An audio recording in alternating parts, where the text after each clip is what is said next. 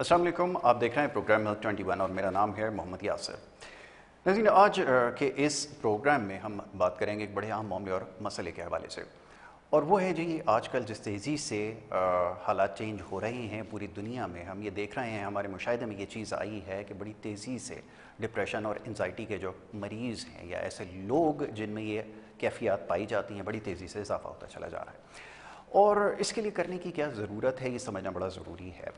आज बड़ी खुशकिस्मती हमारी है कि बड़े ख़ास मेहमान स्टूडियोज़ में हमारे साथ यहाँ पर मौजूद हैं, जिनसे आज हम नफ्सियात के हवाले से जो मामलात और मसाइल हैं इसके ऊपर गुफ्तगू करेंगे। डॉक्टर साहब को सबसे पहले वेलकम करूँगा, और उसके बाद फिर सवाल जवाब का जो सिलसिला है, जो आपकी जानिब से सवालात भेजे जाते हैं ख़ास तौर पर नफ्सियात के हवाले से जो मसाइल हैं उसके ऊपर, उस पर आज तफसीली गुफ्तगू करेंगे। जनाब डॉक्टर सिराजुद्दीन सीनियर साइकियाट्रिस्ट मेरे साथ यहाँ पर मौजूद हैं, जिसको माहिर नफ्सियात भी कहा जाता है। पाकिस्तान में इस्तिलाह क्योंकि ज़्यादा आम नहीं है, इसलिए हम इसको आसान करके बताएं तो माहिर नफ्सियात डॉक्टर सिराजुद्दीन साहब तशरीफ़ फरमाएं, उनको वेलकम करूँगा। Thank you so very much doctor साहब बीइंग विद अस। डॉक्टर साहब, सबसे पहले तो मैं ज़रा मसले की तरफ बाद में आऊँगा, ज़रा चाहूँगा ज़रा अपने बारे में बताइए। जैसे मैंने अभी लफ्ज़ इस्तेमाल किया कि माहिर नफ्सियात, जो नफ्सियात के हवाले से काम करता हो, पाकिस्तान में इस्तिलाह ज़्यादा लोग नहीं इससे वाकिफ़ हैं। ज़रा ये भी बताइएगा कि कैसे इस शोबे की तरफ आना हुआ और कितने अरसे से इस शोबे के साथ मुंसलिक हैं, फिर मैं अहम इशू की तरफ आता हूँ। इसके तरफ इसलिए आया कि मुझे शौक़ था जी। और MBBS करने के बाद हमारे पास बहुत सारी चॉइसेस होती हैं कि हम कोई सा भी सब्जेक्ट चूज़ करें, तो मुझे इसमें इंटरेस्ट था, तो मैंने इस सब्जेक्ट में आया मैं। और मेरी खुशकिस्मती है कि मैंने आगा ख़ान हस्पताल से मुंसलिक जो सेंटर्स हैं शहर में जी। गार्डन में है, खाराधर में है और आयशा मंजिल में है, इन तीनों जगहों पे मैंने 30 साल काम किया है माशाल्लाह। तो वहाँ मैंने जो है वो बहुत कुछ सीखा और माशाल्लाह काफ़ी ढेर सारे मरीज़ों को फैज़याब किया। और अब रिटायर्ड हो गया हूँ वहाँ से मैं, और अपना ज़ाती क्लिनिक PIB कॉलोनी में करता हूँ मैं, और बस मैं हाजिर हूँ।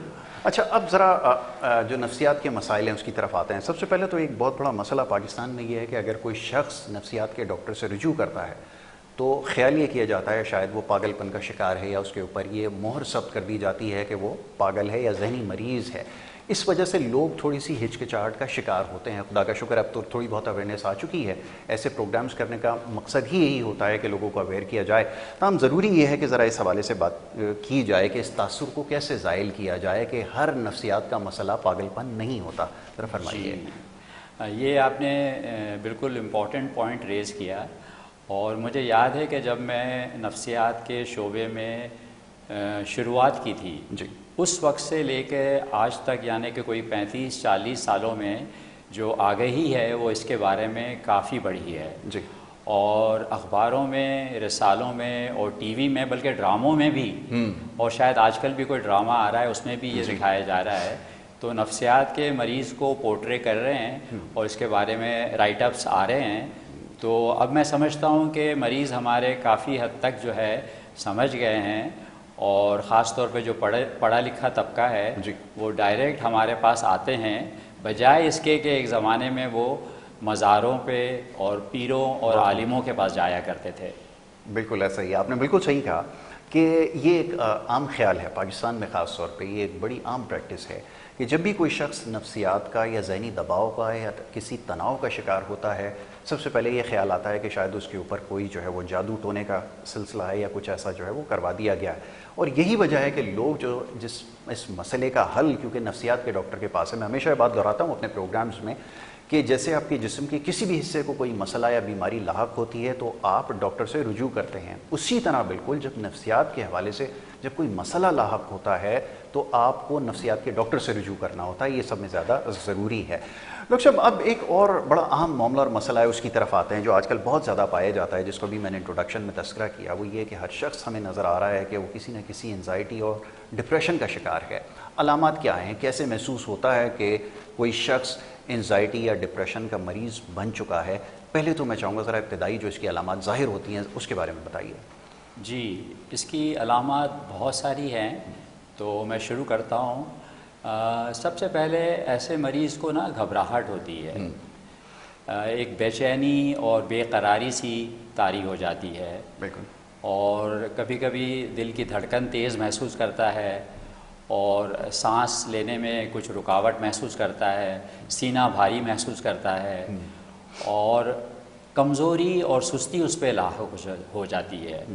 یعنی وہ کام جو پہلے وہ آسانی سے کر لیا کرتا تھا، اب وہ اپنے آپ کو کمزور پاتا ہے اور سست پاتا ہے، تو کام کرنے میں اس کو کافی دقت ہوتی ہے، اور وہ اپنا ذمہ داری کا پورا کام کر نہیں پاتا. بالکل ٹھیک ہے. اور اسی طرح وہ تھکان بھی بہت زیادہ محسوس کرتا ہے، کرتا ہے. تھوڑا سا کام کیا اور زیادہ تھک جاتا ہے. بالکل ٹھیک ہے. اور کبھی کبھی تو شدید ڈپریشن میں یہ دیکھا گیا ہے کہ مریض صبح اٹھنے کے بعد بھی تھکاوٹ سی محسوس کرتا ہے، بجائے اس کے کہ جیسے عام آدمی اپنے آپ کو تازہ دم فریش محسوس کرتا ہے، یہ لوگ جو ہے اپنے آپ کو اٹھنے کے بعد ہی جو ہے وہ فوراً تھکن محسوس کرتے ہیں.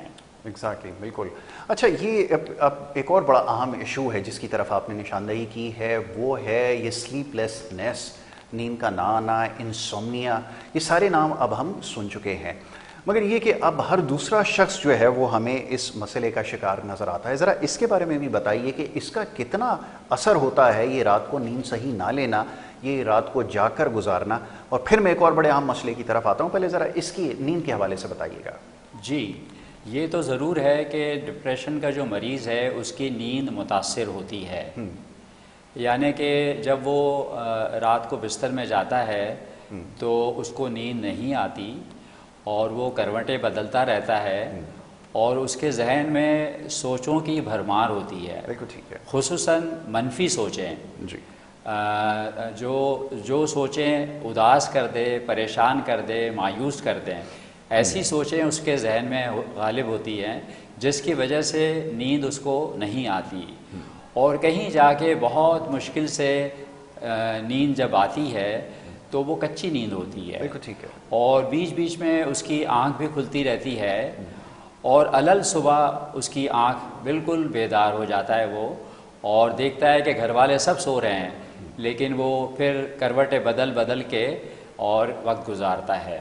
بالکل ٹھیک ہے. اور دوسری بات یہ بھی ہے، جیسے آپ نے کہا کہ آج کل جو لوگوں کو رات کو جاگنے کا جو ہے رجحان پیدا ہو گیا ہے، موبائل فون کا دور آ گیا ہے، اور اسٹریمنگ ہوتی ہے تو لوگ اس میں اپنا وقت گزارتے ہیں. بالکل ٹھیک. تو نیند کی کمی سے بھی جو ہے آدمی ڈپریشن کی طرف جا سکتا ہے. تو آدمی کو اپنی نیند کا اس طرح سے خیال رکھنا چاہیے جیسے وہ اپنی غذا کا خیال رکھتا ہے. ویری گڈ پوائنٹ، بہت اچھی بات آپ نے کہی ہے، یہ بالکل درست ہے. اور دوسری ایک اور چیز ڈاکٹر صاحب، میں ذرا میڈیسنس کے نام تو اوائڈ کرتا ہوں ہمیشہ پروگرامز میں یوز کرنے سے، مگر یہ جاننا ضروری ہے کہ پاکستان میں ایک سیلف میڈیکیشن کا کلچر ہے. ہر شخص خود سے جو ہے وہ ڈاکٹری کرنے کی کوشش کرتا ہے، اور یہاں پہ جو میڈیسنس استعمال ہوتی ہیں یہ ہائیلی ایڈکٹیو ہوتی ہیں. اس میں ایمفیٹامن بھی لوگ یوز کر رہے ہیں، دیگر بھی اور فارمولاز ہیں ان کو یوز کر رہے ہیں، اور بڑی تواتر کے ساتھ کر رہے ہیں. اور پھر نتیجہ یہ نکلتا ہے کہ اس کے اوپر ڈپینڈنسی ان کی ہو جاتی ہے، یعنی کہ بالکل محتاج ہو جاتے ہیں جب تک کوئی ادویات نہ استعمال کریں. یہ کتنا مہلک ثابت ہو سکتا ہے، اس کے بارے میں تھوڑا سا بتائیے. میرا خیال ہے کہ پہلے ہم جو ہے نا ان کی جو علامات پہ تھوڑا زور دیتے ہیں، ضرور. پھر آپ کے سوال کی طرف پھر ہم دوبارہ آتے ہیں. چلیں، آپ اس کے علامات کے حوالے سے بھی آپ نے تذکرہ کیا کہ یہ چیزیں ہیں جس میں سلیپ لیسنس. اب میں آگے بڑھتا ہوں. تھکاوٹ کے بعد پھر میں یہ بتاتا ہوں کہ زندگی میں عدم دلچسپی ہو جاتی ہے. ڈپریشن کا مریض جو ہے اس کو کوئی چیز اچھی نہیں لگتی. یعنی کہ سمجھ لیں کہ نہ فیملی میں اس کا دل لگتا ہے، نہ کام میں دل لگتا ہے، نہ دوست میں کام لگتا ہے، اس کا دل لگتا ہے. یعنی ہر چیز سے دل اس کا اچاٹ ہو جاتا ہے، اور خوشی نہیں محسوس کرتا وہ. اور جو ہے جو کام وہ کر رہا ہوتا ہے وہ زبردستی جیسے کر رہا ہوتا ہے. ٹھیک ہے. اور ان مریضوں میں جو ہے افسردگی پائی جاتی ہے. دل جو ہے وہ اداس سا ہو جاتا ہے، طبیعت گری گری رہتی ہے، مایوسی طاری رہتی ہے، اور رونے کو دل کرتا ہے. ٹھیک ہے. اور افسردگی بعض مریضوں میں تو اتنی ہو جاتی ہے کہ وہ خودکشی کے بارے میں سوچنے لگ جاتے ہیں. بالکل ٹھیک ہے. اور خدا نخواستہ کچھ لوگ تو کر بھی گزرتے ہیں. تو اس کے بعد جو ہے وہ ایسے مریضوں کے ذہن میں منفی سوچیں گھر کر لیتی ہیں، ہر وقت جو ہے منفی سوچیں آتی رہتی ہیں، ماضی سے متعلق ناخوشگوار واقعات اس کے ذہن میں آتے رہتے ہیں اور وہ اس کو سوچتا رہتا ہے اور اداس ہوتا رہتا ہے، اور حال کی زندگی اس کو مشکل نظر آتی ہے اور آنے والا مستقبل اس کو تاریک نظر آتا ہے، وہ سمجھتا ہے کہ میں زندگی میں کچھ نہیں کر پاؤں گا، میں ناکام ہو جاؤں گا، تو یہ منفی سوچوں کی ایک بھرمار ہوتی ہے۔ ٹھیک ہے ڈاکٹر صاحب، اس کو تھوڑا سا اب ہم اس طرف روکتے ہیں۔ آپ نے بالکل ٹھیک کہا کہ جب انسان کا اعتبار اٹھ جائے کسی بھی چیز سے اور پھر وہ نگیٹیوٹی کی طرف چلا جائے تو یقیناً یہی ساری علامات ہیں جس کا بھی آپ نے تذکرہ کیا ہے، یہ بات تو سمجھ میں آ گئی۔ اب ذرا ٹریٹمنٹ کے حوالے سے بات کریں، پھر مزید یہ کہ اس میں اور بھی چیزیں جس کے اوپر بات کروں گا، جیسے بھی آپ نے انزائٹی اور ڈپریشن کی بات کی ہے، اس میں ایج گروپ زیادہ جو اس وقت نظر آ رہا ہے وہ بچوں میں ہمیں یہ زیادہ نظر آ رہی ہے، جوان بھی اس میں مبتلا ہو رہا ہے، اور بڑی عمر میں تو یقیناً بہت سارے اور پھر دیگر معاملات ہو جاتے ہیں۔ آپ کے مشاہدے میں کیا چیز آئی ہے اس کے بارے میں، اور میڈیسن پہ اگر چاہیں تو وہ بھی بتا دیں جو ہمارے یہاں استعمال کی جاتی ہیں، جو سوال میں نے کچھ دیر پہلے کیا ہے۔ جی اس پہ ہم ٹریٹمنٹ میں تو ذرا بعد میں بات کرتے ہیں، ابھی جو ہے نا اس کی علامتیں ختم نہیں ہوئی ہیں۔ ٹھیک ہے، دراصل اس مرض میں بہت ساری علامت ٹھیک ہے، چلیں تھوڑا تھوڑا میں ان کو بتا دیتا ہوں۔ ٹھیک ہے، اور یہ جو علامت ہیں وہ ہر مریض میں ساری نہیں ہوں گی، کچھ مریض میں 2-4 ہوں گی، کچھ مریض میں زیادہ ہوں گی، تو ان کا علم ہونا ضروری ہے، عوام کو پتہ ہونا چاہیے کہ اس میں کیا کیا علامات ہو سکتی ہے۔ تو یادداشت جو ہے وہ بھی متاثر ہوتی ہے، ٹھیک ہے، آدمی جو ہے وہ چیزیں رکھ کے بھول جاتا ہے، کہہ کے بھول جاتا ہے، سن کے بھول جاتا ہے، گویا کہ اس کی توجہ بھی ہٹ جاتی ہے، کسی سے بات کر رہا ہوتا ہے تو اس کی توجہ جو ہے وہ وہاں سے ہٹ جاتی ہے، اور اکثر و بیشتر اس کو پوچھنا پڑتا ہے کہ یار آپ نے کیا کہا مجھے۔ ٹھیک ہے، اور بھوک جو ہے وہ ختم ہو جاتی ہے، کھانا کھانے بیٹھتا ہے تو اس سے کھانا نہیں کھایا جاتا، پسندیدہ چیز اس کی سامنے رکھ دی جائے تو وہ بھی کھانا وہ پسند نہیں کرتا، اس کو اگر زبردستی کھلا بھی دیا جائے تو اس کو ڈکاریں آتی رہتی ہے، پیٹ میں بوجھ سا بن جاتا ہے، بدہضمی ہونے لگتی ہے۔ اور اس کے علاوہ بعض مریض جو ہے شدید جو ڈپریشن کا شکار ہوتے ہیں ان کو بے ہوشی کے دورے بھی پڑ سکتے ہیں، اور خصوصاً یہ دورے جو ہے عورتوں میں زیادہ دیکھے گئے ہیں۔ ٹھیک، تو لیکن یہ وہ بے ہوشی نہیں ہے جو ہسپتال میں ہم سنتے ہیں کہ جی مریض بے ہوش ہو گیا، وہ خطرناک والی ہوتی ہے۔ یہ بے ہوشی میں اگر آپ ٹھنڈے پانی کا چھینٹا مارے تو وہ اٹھ جاتا ہے، یا اس کو چھوڑ دیں تو تھوڑی دیر کے بعد خود ہی ہوش آ جاتا ہے۔ بعض مریض ایسے بھی ہوتے ہیں جو بار بار اپنا ہاتھ دھوتے ہیں اور ہاتھ دھو کر ان کو تسلی نہیں ہوتی، اور یہ انزائٹی ڈپریشن کی علامات ابھی بتا رہے ہیں آپ، اس میں مزید یہ ہوتا ہے؟ یہ بھی ہوتا ہے، سب میں نہیں ہوتا، جیسے میں نے کہا کہ ساری ساری علامات سب میں نہیں معاملات ہوگی ہیں اس سے جڑے جس کا بھی آپ نے تذکرہ کر دیا، بالکل ٹھیک ہے، چلیں۔ اور اس کے علاوہ سر درد جو ہے وہ بیشتر مریضوں کو ہوتا ہے، اور کچھ لوگوں کو کمر میں درد ہوتا ہے، اور کچھ لوگوں کا پورا جسم ٹوٹتا ہے۔ اور اس میں ایک خاص بات جو بیشتر مریضوں میں دیکھی جاتی ہے وہ چڑچڑاپن، کہ وہ چھوٹی چھوٹی بات پر انہیں غصہ آ جاتا ہے، اگر ان کو کوئی کام بولا جائے یا ان کو کھانے کو زبردستی کیا جائے یا اسے کہا جائے کہ بھئی نماز پڑھ لو، نہا لو یا کپڑے بدل لو، تو وہ غصے میں آ جاتے ہیں۔ ٹھیک ہے، آگے بڑھیے۔ اب علامات میرے خیال میں مکمل ہو چکی ہیں؟ جی تقریباً ہو گئی ہے۔ اب آئیے ذرا آپ ریمیڈی کی طرف، اگر آپ چاہیں تو اس کے بارے میں بتائیے کہ اس کا کیا ادراک ہو سکتا ہے، علاج آپ کیا تجویز کرتے ہیں۔ میں نے ابھی ایک سوال کیا، بلکہ بارہا آپ سے یہ پوچھا کہ یہ ادویات کے ذریعے کیا ٹریٹ کیا جا سکتا ہے، جیسے کہ لوگ خود سے کوشش کرتے ہیں، کیونکہ ایک بڑا اہم معاملہ اور موضوع ہے، ذرا اس کے بارے میں بھی ذرا رہنمائی فرمائیے۔ جی اچھا، میرا ذاتی خیال یہ کہ پہلے ہم یہ معلوم کر لیں کہ اس کے اسباب کیا ہیں، ٹھیک ہے، وہ جب پتہ چل جائے گا تو پھر ہم ٹریٹمنٹ کی طرف جائیں گے۔ ٹھیک ہے، اچھا، اس کے جو اسباب ہیں وہ بچپن سے شروع ہوتے ہیں۔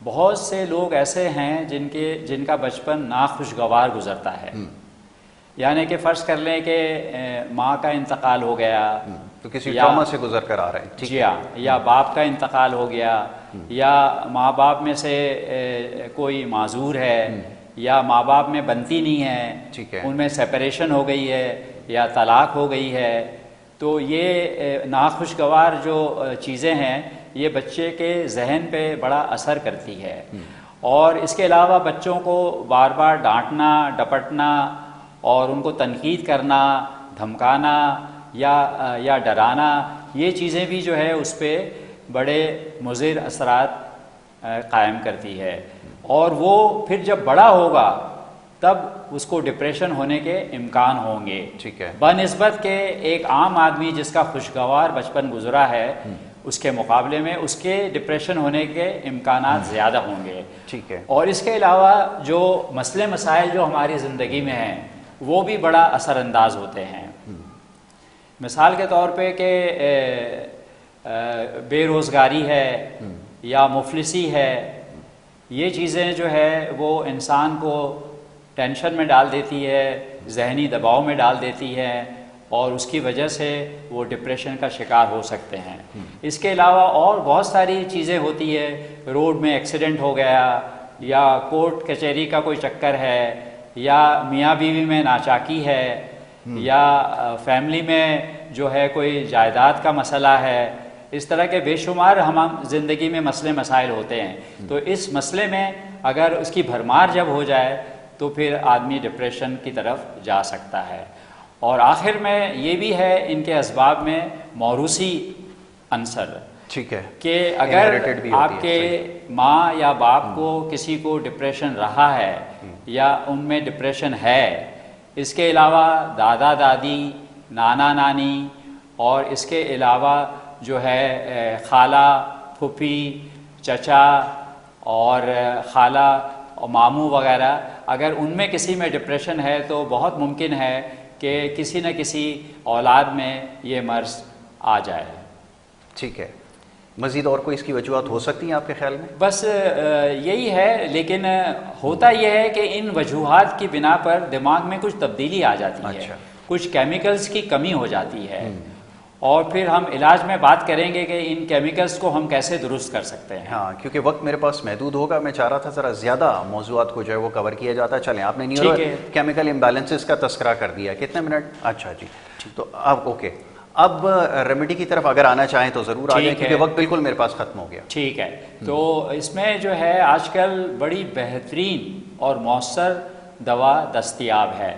پہلے کے زمانے میں جو ہے وہ دوائیاں تھیں وہ بہت سائیڈ ایفیکٹ پروڈیوس کرتی تھی، لیکن آج کل کی دوائیاں جو ہے وہ کافی حد تک بے ضرر ہیں، اور ماشاءاللہ کچھ ہی ہفتوں میں مریض جو ہے وہ رونے سے لے کر مسکراہٹ کی طرف آ جاتا ہے۔ بہت خوب۔ اور بچوں کے لیے سیرپ بھی ہے، قطرے بھی ہیں، اور اس کے علاوہ ایک علاج اور ہے جو اور بیماریاں جو ہے اس سے مختلف ہے، اس کو کہتے ہیں سائیکو تھیراپی یا کاؤنسلنگ۔ جی، اس میں دراصل سائیکیٹرسٹ کو یہ ٹریننگ دی جاتی ہے کہ وہ اپنے مریض کے ساتھ بہت تحمل کے ساتھ بہت آرام سے اس کی تمام باتیں سنیں۔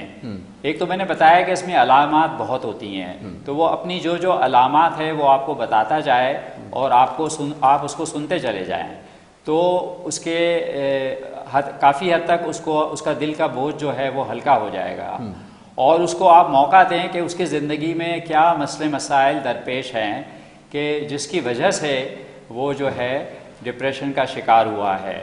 ان مسئلوں پر بھی آپ غور کریں اور اس مسئلے کو حل کرنے کے لیے اس کو آپ راستہ بتائیے، اور فیملی کی اگر ضرورت ہے تو فیملی کو بھی بروئے کار لایا جائے کہ وہ بھی اس مسئلے کو حل کرنے کے لیے اپنا رول ادا کریں۔ ٹھیک ہے، کنسلٹیشن اس کے لیے سب سے زیادہ ضروری ہے، اور یہ اس میں فیملی کی سپورٹ شامل رہے زیادہ بہتر ہے۔ اور یہ جو وجوہات ابھی یہاں پر بتائی گئی ہیں، اسی کی وجہ سے رجحان میں دیکھنے میں آیا ہے کہ لوگ جو ہے وہ نشے کے عادی بھی ہوتے جا رہے ہیں ان تمام چیزوں سے چھٹکارا حاصل کرنے کے لیے۔ تو مناسب یہ ہے، مختصراً یہ عرض کرنا چاہوں گا کہ ڈاکٹر سے رجوع کرنا ایسی صورتحال میں زیادہ بہتر ہے۔ ڈاکٹر صاحب، آپ کا بہت شکریہ، بڑی نوازش کہ آپ نے یہاں پر ہمیں وقت دیا، انزائٹی اور ڈپریشن کے حوالے سے میرے خیال میں جتنے کھل کر بتائی ہیں علامات بھی، اور کن کن کو یہ ہو سکتا ہے وجوہات، میرے خیال میں اس کے اوپر تو گفتگو ہو گئی ہے۔ باقی اس میں اور بہت سارے محرکات ہیں، پھر کبھی موقع ملے گا ضرور اس کے اوپر گفتگو کریں گے۔ یہاں پر آپ سے اجازت لینی ہوگی۔ محمد یاسر اور ہماری ٹیم کو اجازت دیں۔ اللہ نگہبان۔